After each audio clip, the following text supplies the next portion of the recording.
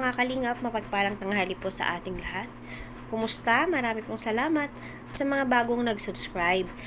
So ang topic natin po, wala naman pong iba, kundi itong si Dara at saka si Kalingap Prab.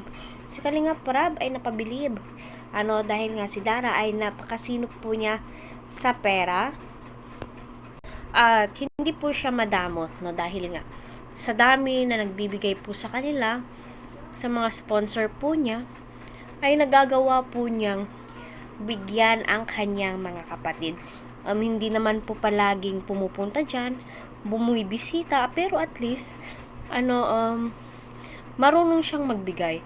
Kasi nasa isip po siguro ni Dara is, may mga blessings na dumadating.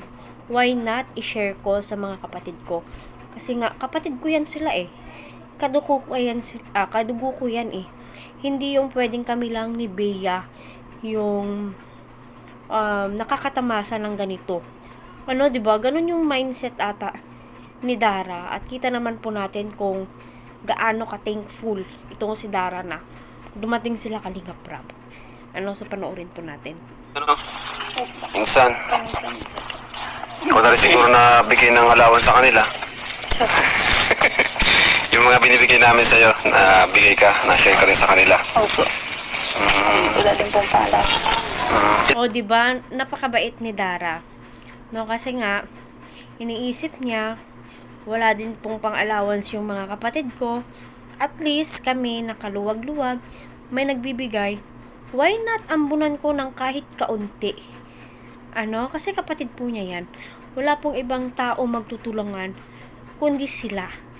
Doon ba kayo nag-aaral sa inyo magkakapatid? 3 po. 3?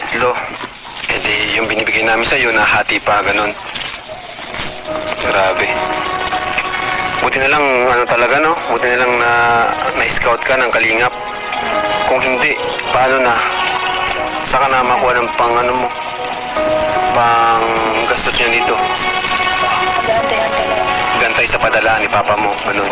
Nakontak mo na ba si Papa mo? So, ayun, sinabi nga ni Kalingap Prab, buti na lang andyan sila. Nagbibigay, nagsusuporta kila Dara.